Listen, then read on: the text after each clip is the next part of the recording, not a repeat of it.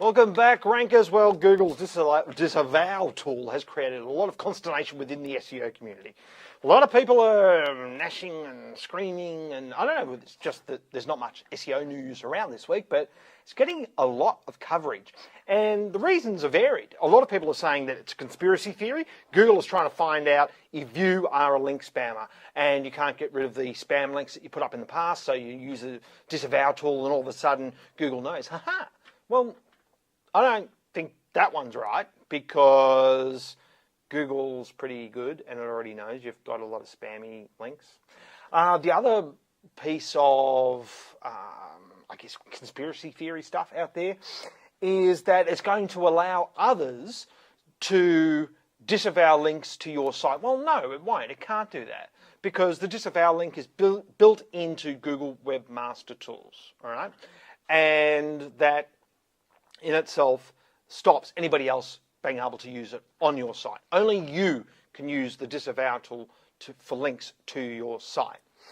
If you get it wrong and you disavow the wrong links, that's going to hurt, all right? So don't do that. Be very, very careful if you want to use this tool. The first thing you should do is go and try to get the links removed manually. But I want to show you a video. And the other thing I'm going to talk to you about in a minute is Google authorship and how this plays into this whole backlinking saga. But I want to show you a video of Matt Cutts from 2010 where he's talking about bad spammy backlinks. And this is February 2010, where, you know, Facebook wasn't as big as it is now. There wasn't as much, there was more emphasis, if you like, on page rank and those sorts of things back then, which it's not really that important these days. But the first half of this question, he says, yes, if you have a blog that has do follow links on it, and what he means by that is that the little author bit in most blogs where the people leave the comments, they have a little author link, and people usually or used to link back to their own sites. He said if that does not have the no follow tag, then that can hurt you, right? Because you're linking out to all these sites. Presumably a lot of this comment spam is linking off to Viagra sites, payday loans, debt consolidation, all that stuff that is known spam territory, right? So he's saying if you don't use the no follow tag, then yes, you could be hurting your site. And then he says, I'll let you listen to him. Anchor text your way. So typically, you really, because you can't control who links to you and how they link to you, that's something that being out of your control, we try to be very careful about to try to make sure that it doesn't affect your site's reputation. Okay? Now that's what he's always said, and that's why I've always said, look, show me negative SEO and how it works, and you know, in theory, I could kind of. But, you know, Google's been saying, no, you can't do it. And until I had seen evidence, I wasn't prepared to say, yeah, negative SEO is possible. But the Disavow tool, to my mind, says, well, Google thinks it must be possible because why else have the tool? No other reason, as far as I'm concerned. Interesting thing in that video, though, he is talking about sites, if you like, where it's easy to add a backlink. So a blog is easy. If you have an unmoderated blog, or say an unmoderated forum, or say an unmoderated social bookmarking site, or any of these tools that are out there where it's really easy just to throw up heaps and heaps of backlinks and nothing gets moderated, or there's no quality control, then yes, he's saying that that could hurt your site if you're the owner, in the case of a blog or a forum. But if you're the recipient of those backlinks, it's not going to have any effect at all because you can't control that. So, where does the Disavow link tool fit into all that? If you have a heap of backlinks off of sites that say don't fall into that comment spam category and probably don't fall into that forum category, but are in, say, maybe article sites, other sites where it's a little bit more cumbersome and there has to be moderation to get a backlink from a site with huge amounts of anchor text, and there's a lot of them, then use the Disavow link tool. If you didn't put them up there. If you put them up there, go and take them down, for God's sake. Now. Or wait. No. I won't. But that's what you should be doing, and that's how the Disavow link tool fits in. I want to talk to you, get you to go and read a couple of articles, actually. Really good article, business2community.com, Google Disavow Tool Effects, Implications and Conspiracy Theories, written by Mike Lalonde. He talks about negative SEO, as I did last week, and also talks about that he said he's not a raging conspiracy theorist. He's not going to tell you that the moon landing was staged. And how could he?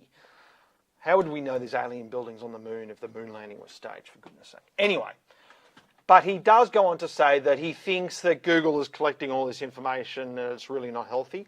Ed Dale, another Melbourne boy who's been around forever and is just an internet marketing guru, he's come out and said it could be abused. I don't agree with him, but Ed Dale is a great contributor to internet marketing, and I've sent heaps and heaps of people his way to do his courses and read his blogs and buy his ebooks.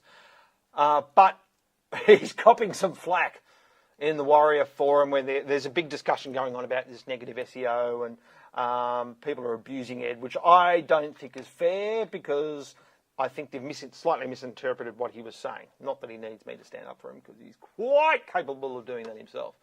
But there's some good discussions to go and read there. Also, Pubcon, the big webmaster conference that finished in Vegas last week. One of the big things that was talked about there, according to Lisa Barone, was Google's author tag, the biggest signal since links. Now, we've been talking about the author tag since it came out 18 months ago. We said, go and get your authorship set up now. And if you haven't got it set up, go and do it now, unless you're still not back from removing all those dodgy links. But the reason Google authorship is important is because it assigns a human being to a piece of content. So Google knows that this is a real individual that wrote this content. And the more times your content gets linked to or cited by other authors or people with authorship, the better for you, because it helps your authorship and it helps your sites that you publish on. So if you're a journo and there's all these journos wailing that the news industry is going out of business, newspapers, where's the future? Go and get your authorship done, for God's sake, before it's too late. You'll be able to write anywhere. You'll have authorship coming out your wazoo and people will want to publish you because you have such authority. So go and get authorship set up. So that applies, it works on your blog. If you don't know how to do it, just go to our blog. We've got heaps of articles on authorship, or shoot us an email, askjim@stuartmedia.com.au, and we will shoot you to the links and tell you how to set all that up. So that's a really good article by Lisa Barone, another great SEO writer. Go and check her work out as well. Read her stuff all the time. It's great. And that is it for this week's show. Now, the one thing I didn't mention is, well, hang on. If you can't control links because of do follow or no follow, or if it doesn't matter, right? This is what Matt Cutt says.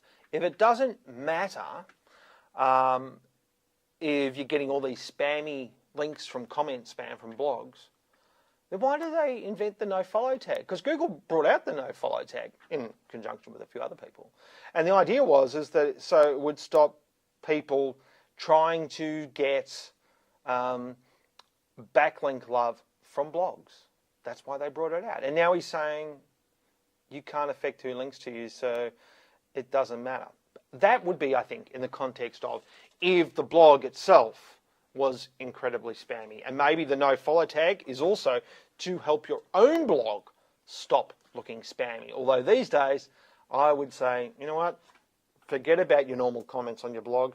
Just use Facebook comments until something better comes along, the next thing, because it gets great interaction. And that is it for this week. We'll see you next week. Thanks very much, guys. Bye.